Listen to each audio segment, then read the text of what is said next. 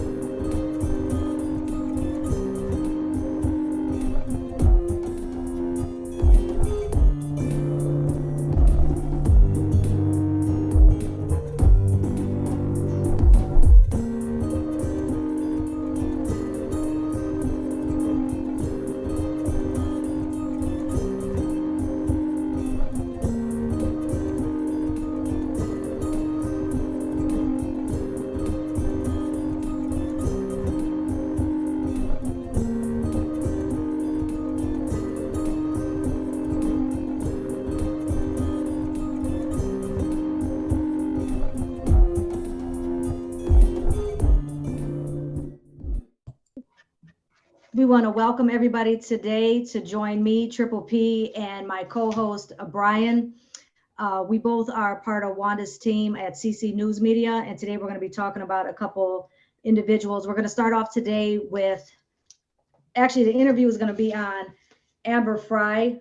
She was I guess you would say the mistress of Scott Peterson. And just to go ahead and give you a little background on him, on the case, Scott Peterson was married to Laci Peterson in California. And then he was convicted of murdering her and also his unborn child. He was sentenced to death over in San Quentin on death row. I actually did an interview on him when he was on death row. We never touched bases on the situation with his case. He was just talking about that he was, innocent and that he is fighting to get out. And he never mentioned anything about Amber, but in her book, it was kind of like she didn't know he was married when she was introduced to him. And after they had started seeing each other, then it was on the news. His wife, Laci, she was missing. And Scott would say like he was in Paris and he was out of town. And then when it came out that there was no evidence on him that he did kill her, but when the bodies washed up, she was 9 months pregnant when she went missing. And as she was, when she was in the water, she did give birth into a son, Connor. And that's why he was charged with first-degree murder because of Laci, and then second-degree murder of his unborn child, Connor. So today, me and Brian are going to actually talk about the situation with the case, and then we'll go a little bit in about the book. Now, Brian, what is your opinion on Scott? Based on what I've seen so far, I don't know how he could have been convicted of that crime, given the fact that there was no physical evidence linking him to it. Exactly. I agree with you on that, especially when I know that they had like a search party. He said that she went to go walk the dog, and then when she never came back home. The dog came back, but she never came back home. And then it was one day he had took his boat out, and then the evidence with that was, the only evidence was that when they did like the search of the house and the search of with the boat, the only evidence was that the body was washed up along with the baby. So there was nothing really linking to him that he actually did it. He has done numerous of interviews. You can watch him on YouTube, and they had a documentary with him. I know that was on Lifetime, which started with the story of like when she became missing. And then there's another like little clip with Amber on that she was saying that when she had met him, she was introduced to him when they had went to a party and then started dating him. He said he wasn't married. He didn't have any kids. No, I'm sorry. He said that his wife was dead, and that they didn't have any kids. And then they, began to see each other. And then just like little things, he would say that he was out of town in Paris. I think it was on New Year's. So he had was talking to her on the phone, but in all reality, he was with Laci family in California.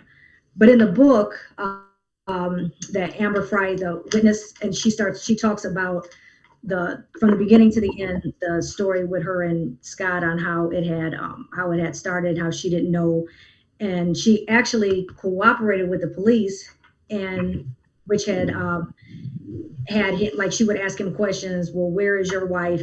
Did you do it? But he would never give an answer. He would just say, okay, when I see you, I'll tell you what happened. And then actually on page 210 of the book that she goes on to say that she wonders if Scott still thinks about her. That's because at this time now he was on death row. That it took a long time, for her to basically get over him, but she feels that she was the voice of Laci by cooperating with the police.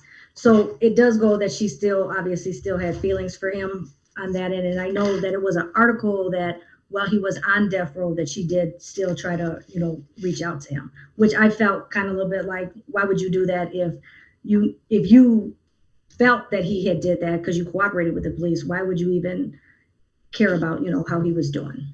How you feel about that, Brian? If he didn't do it, and I guess this is where I'm kind of at a loss, and I'm excuse me, not at a loss. I'm rather disgusted with the criminal justice system overall. If he did this crime, there should be stuff linking him to it. Exactly. Okay. And one thing I want to do, I want to get that book so I can begin reading it myself. But just remember, Brian, that's from her point. So she was the mistress. She actually came on when she was missing and they were having like the rallies like to look for her and stuff. She actually came on TV and said she was having an affair with him. That's when the news people, his family, her family and friends were trying to link it to him, like if he did kill her to be with Amber. So that's the question. If she never went on there and said that she was having an affair, would he have even been, obviously the spouses are always a suspect, but would he have even ended up on death row? No, I doubt it, because it's the sensationalism of it all, that I think is what the sensationalism, her going on TV saying that she's having this affair with him, and then ultimately the media, in which the media and mainstream media at that, they kind of convicted, they play a big part in, I think, getting a person wrongfully incarcerated. Exactly. Because I think, go ahead. I'm sorry, because mainstream media, like here in Chicago, for example, you have the Sun-Times, the Tribune, and all the other major networks, 2, 5, 7, and 9. For one thing, they don't report all of the facts. And even former Governor Rod Blagojevich even said that in his book, they don't present all of the facts. Mm-hmm. And where it goes wrong is in the investigative stages. If the investigators really would have did their job like they should have, chances are he wouldn't be on death row. And had she not also coupled with the fact that where it even started, like you could even say the root cause of it all, had she not gone on in public and said that I'm having an affair with him, chances are this wouldn't have even, this whole ordeal wouldn't even be. Exactly. I agree with that too. A lot of people were saying like, what was the purpose to even go on there and make it public you were having an affair with him? It was like that's what they said would really, really hurt the case was when she went on there. It was like, because there was no evidence for a while, like they couldn't link him with none because there was no bodies, there was no evidence. So it was kind of like, okay, everybody was like, well, where would a 9-month-old a woman that's 9 months pregnant just disappeared to? And then it was stories of that the news said that there were people that were robbing the houses in their neighborhood. So they didn't know, maybe did somebody kidnap her, because the dog came back. So wherever she was at, the dog, if that was true, that the dog, that she was walking the dog that day, the dog did come home, but she didn't. But that's, the police turned it up a notch when she went on there and said that she had an affair. And then also in the book, it states that the detective had really, I'm not going to say forced her to make the statement, but it was kind of like for her to cooperate with them. And that's when she started, they had her, she was bugged. And when Scott would call, they were listening to the conversations, hoping that he was going to like confess and stuff. So it was kind of like, if she wouldn't have did it, would he have even been linked? And then the jury, I just seen, it was another thing on YouTube that they were saying, when that Governor Newsom had stopped the executions in California, they gave him life, but then they were saying that the jury, how the jury selection was, it was somebody on the jury who had went through something similar to that. So it wasn't really like a fair jury, because your mind already had him guilty. And then they were saying too that he shouldn't have been, the jury, if they would have did it different, then he might not have had the been sentenced on death row. He maybe would have got a lighter sentence, because now he's serving life without parole. So now that's the other thing too, if he's going to be able to try to get out.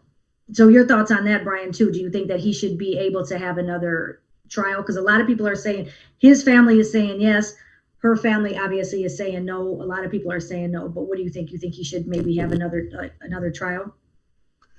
If there were discrepancies during the first trial, like the performance of his attorneys, were they effective or ineffective, or if there was some sort of trial error by, like you say, one of the jury members or even the judge or the prosecutor, then if he had some real strong merits to warrant a trial, yes.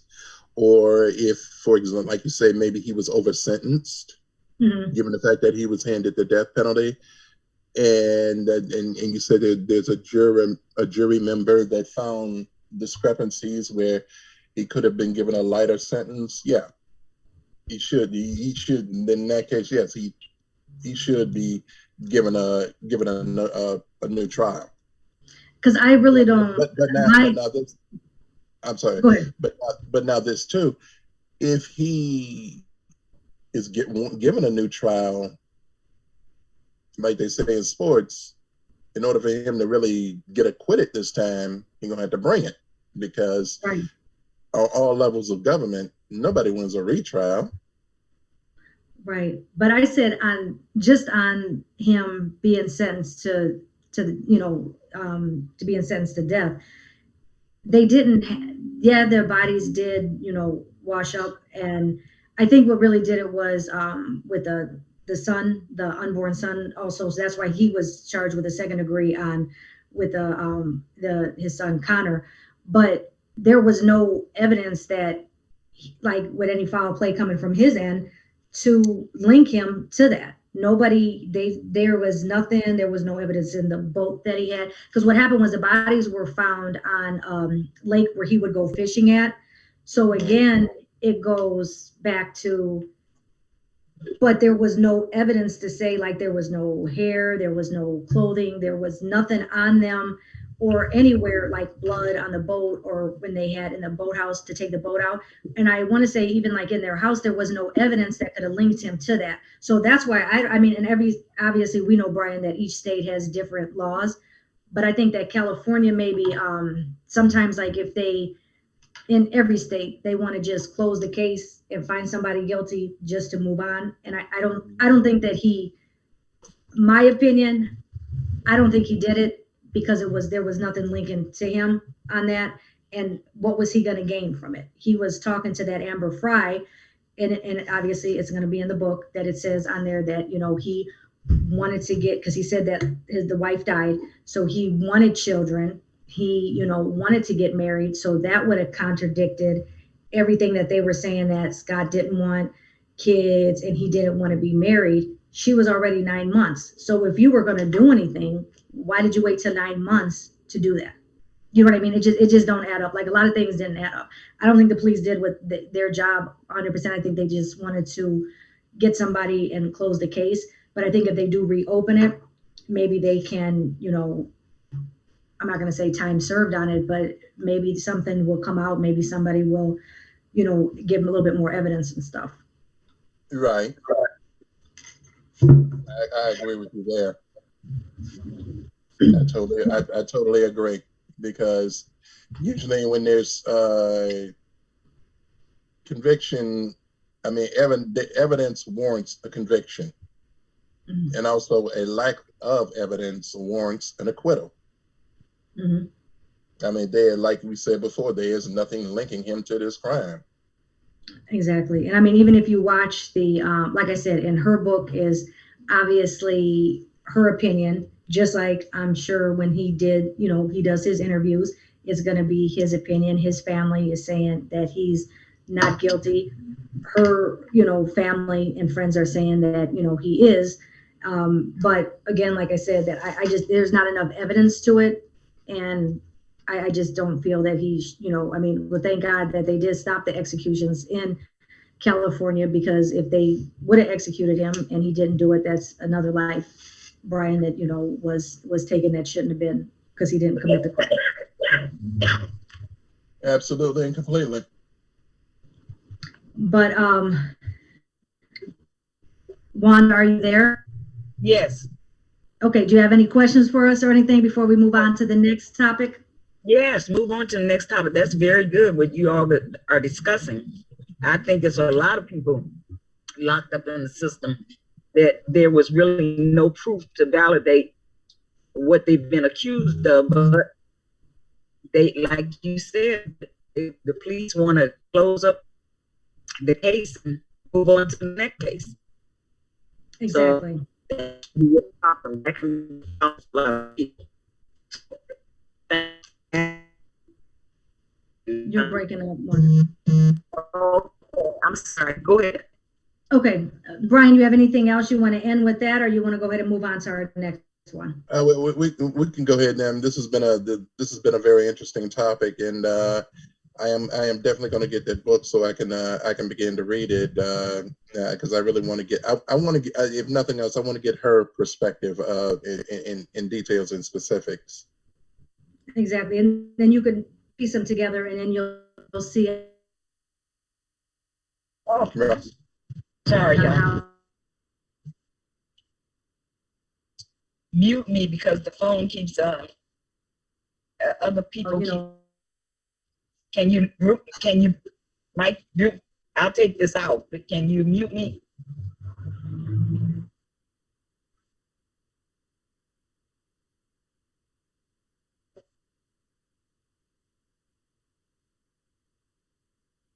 Sarah? The different conflicts, what she's saying, and he's, something that I had missed, that maybe our second topic. Okay, Brian, can you hear me? Yes, go ahead. Okay, you can hear me, Brian? Yes. Okay, yes. All right. Okay, so now we're going to go ahead, and I'm going to give you the floor with this one. I'm going to just introduce the topic, and then I'm going to let you, go a little bit further, since you actually are in Chicago on this. I'll introduce it, and then I'm gonna go ahead and hand you the mic. Okay, so now the next topic that we're going to talk about is R. Kelly.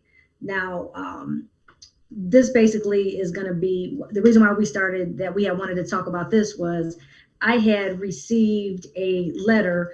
Whistleblower had sent a letter that went through that they feel they work actually in the prison that R. Kelly is in, and they actually are they clearly stated they're not a fan of him or his music. So basically they're just a fan of justice. They wanted this to be out for people to see that how he was convicted. They feel that he was convicted because his rights were violated, and it basically is that everybody knows that if someone's from the side of the COs and stuff, that when someone is on a call or letters and stuff, they are able to listen to the calls and they read the mail, and that's just to make sure that there's nothing threatening or no contraband or nothing coming into the facility. So when R. Kelly would call, the quick story, and I'm gonna let Brian take it over. He has R. Kelly has 2 girlfriends, 2 wives, and the one that he was talking to on the phone, the person that was working in the that monitors the calls and stuff at the facility, took the information, the phone calls, and all the information that R. Kelly was saying to his girlfriends, and had took it to a blogger. Now, me and Brian had already discussed this. We are not going to say the blogger's name because this is not what this is about, but a blogger that's very, very popular on the internet, had the worker at the facility had contacted the blogger and gave the blogger the information, and she took it and she ran with it, and she was leaking out R. Kelly's personal information and personal conversations because they didn't understand how that was. And then they actually, one of the girlfriends had towards the end of it was talking about R. Kelly, and then had I'm not going to say flipped on, but had changed the story up from what she was saying before, obviously, to it got. And in a whistleblower's letter, it was documentation. Brian also has this, that it was documentations of the search warrants that they had, computer, and the warden at the facility where R. Kelly was at gave it to the warden. They gave it to IA, which is Internal Affairs in the penitentiary, and they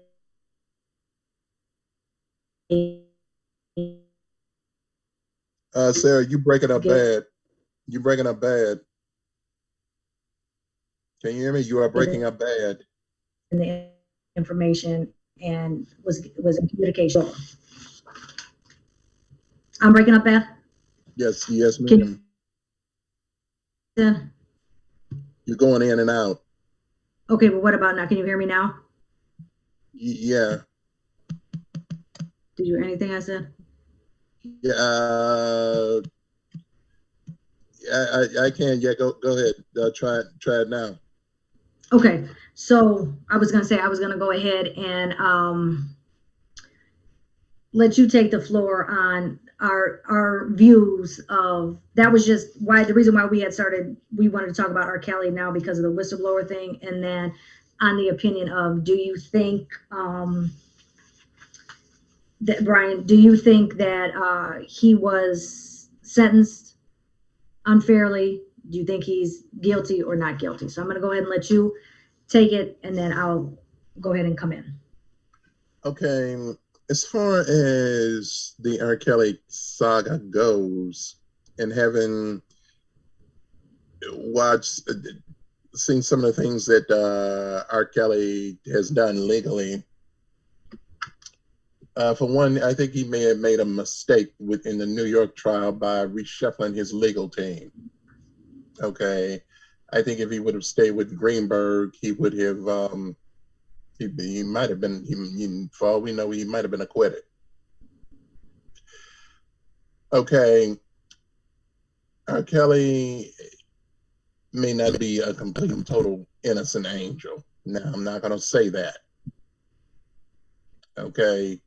But this too, the alleged whistleblower, I mean, what did she stand to gain from doing this? I mean, what was her advantage? I mean, what was her reason behind doing that?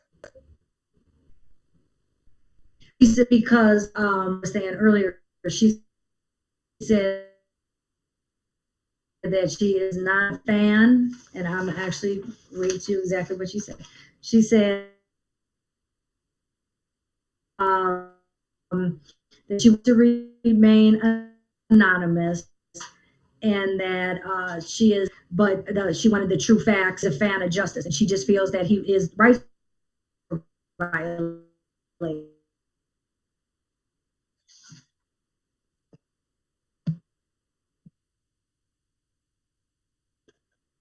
Like the conversations are recorded, but they're recorded for the penitentiary to have them to make sure that there's nobody's gonna traffic coming in or they're gonna do something.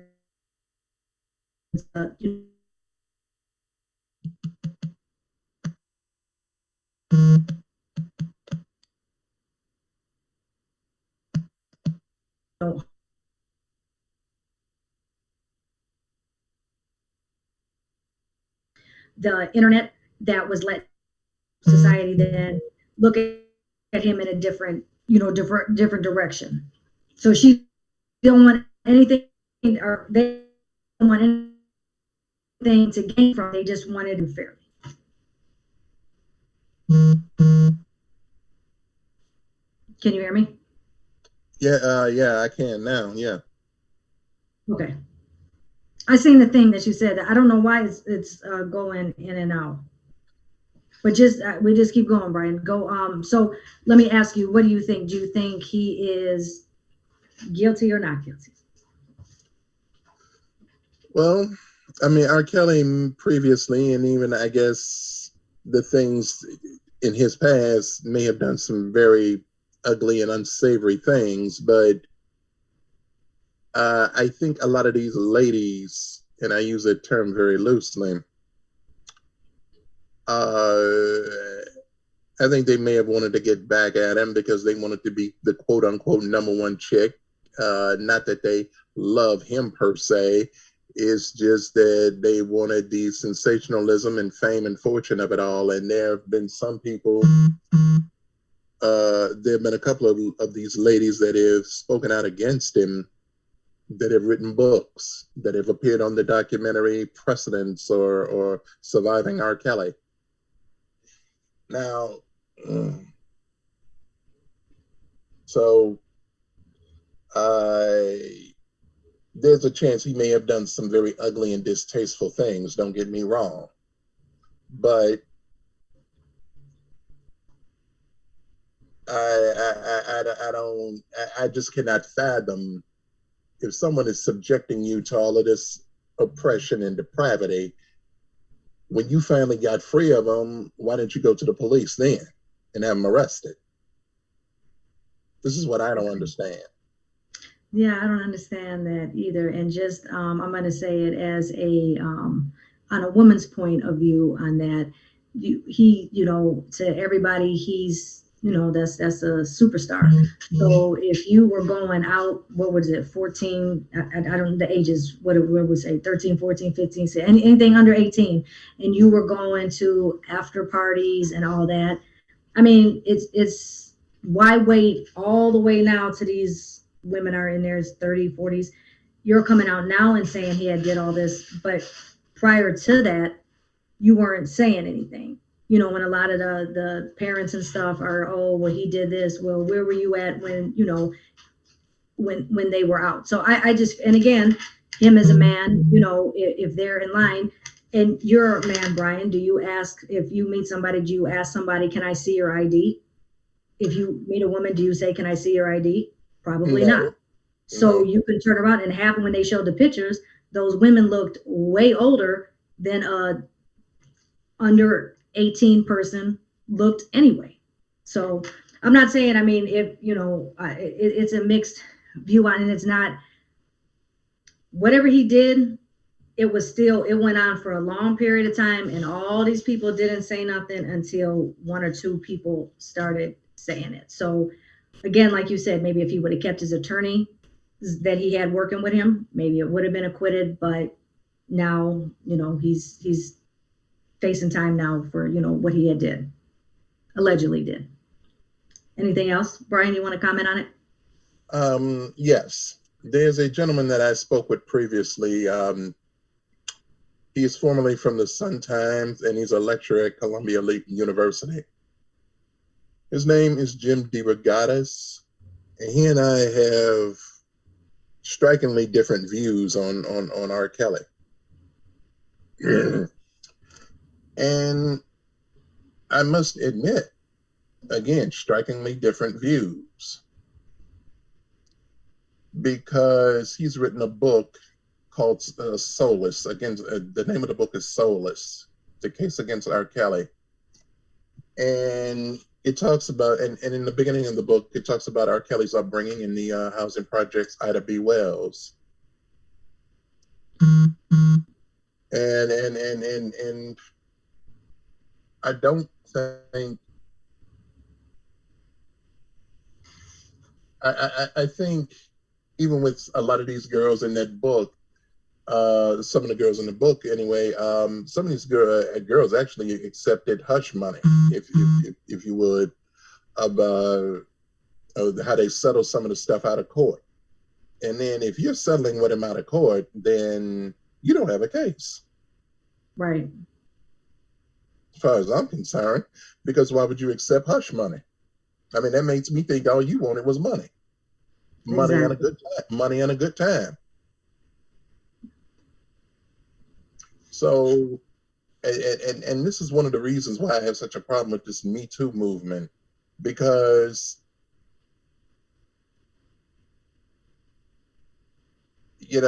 one girl that's disgruntled towards him and angry, then you get another one and another one and another one, and then next thing you know, all these girls they come and they say the same thing about him.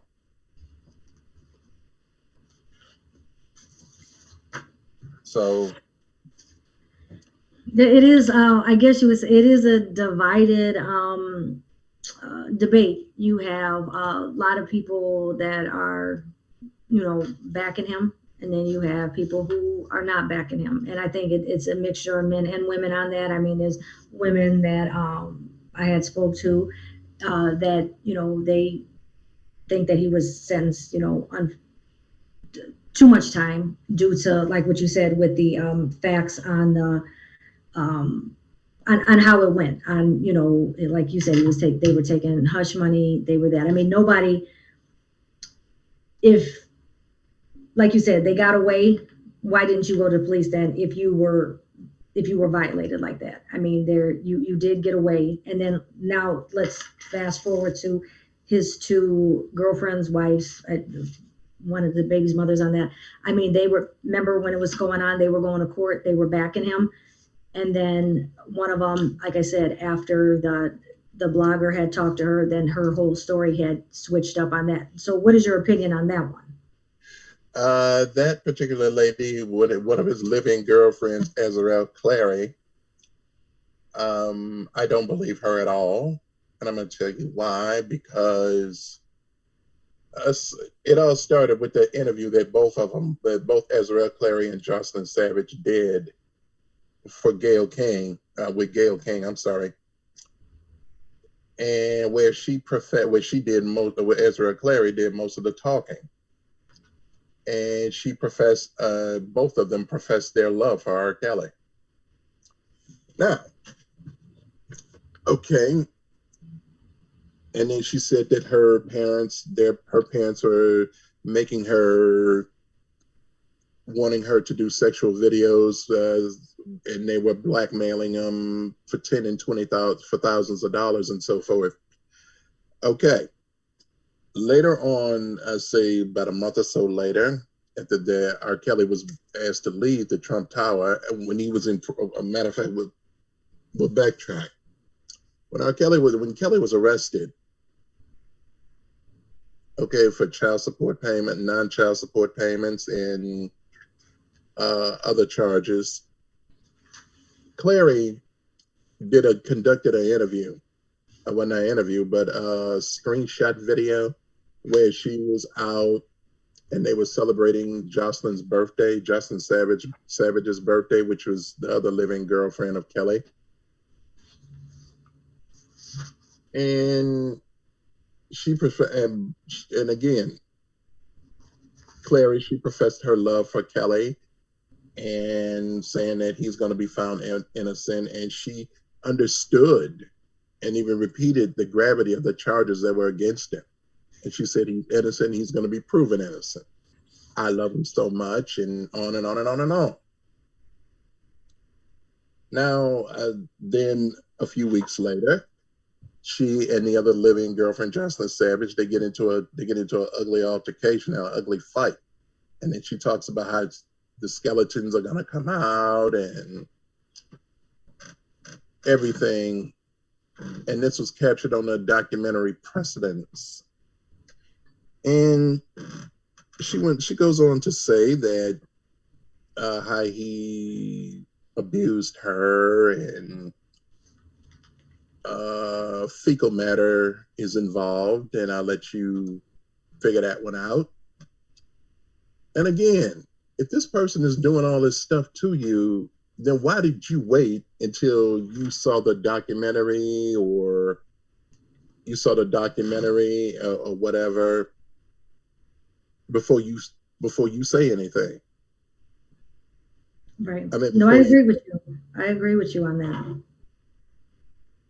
It has been rumored, from what I understand, that Kelly told her that he wanted to be with Jocelyn Savage. And he didn't want to be with Azriel. I think that is what precipitated her flipping the script, and part of what precipitated that. And like you said before, you said the blogger approached Azriel, and that is what precipitated all this flipping on him. Now, from what I understand, Jocelyn Savage has been the one person that has stood by him through thick and thin. And from what I understand, she's had a baby by him. She just had a baby. Okay. And then I just want to go back on that from the information from the whistleblower, that one thing that they did say that no one has been arrested. This is the ones that violated that sent the phone conversations, the information over to the blogger. They were saying, and no one has been arrested, charged, or faced at any level of consequences, nor they've been held accountable in any way for these federal crimes. And me, this is the whistleblower, knowing that justice and what it is supposed to mean and stand for, which is just for all, has me questioning myself, my job, and the government who I work for. Is what happened to R. Kelly justice? And the honest answer is no. So this is somebody who actually was in there with him and sees that this, what's supposed to be right is right and wrong is wrong, and that the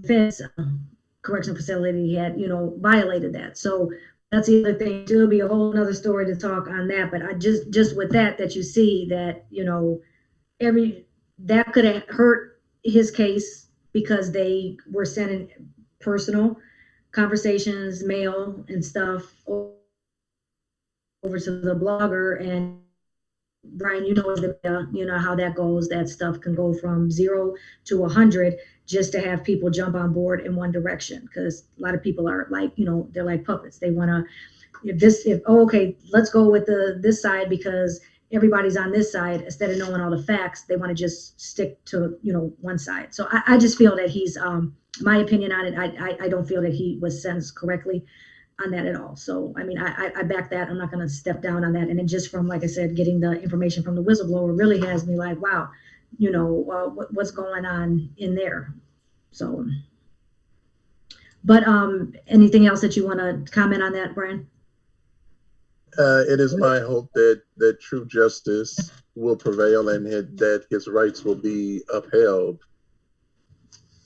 Exactly. I agree with you on that. Yeah, and also too that God will do a work in him. One thing I will say, that he should have picked a better courage of people and a class of females to affiliate himself with. Yeah, but I mean, regardless of whatever he, whatever it was on that, it just seemed like a whole bunch of people came out and wanted to jump on a bandwagon when it started making the news and stuff on that. But with that being said, I want to thank you, Brian, for joining me for these two topics that we talked about: the Scott Peterson, which would have been Amber Frey with her book, and then also talking about R. Kelly. I want to thank Wanda Carter.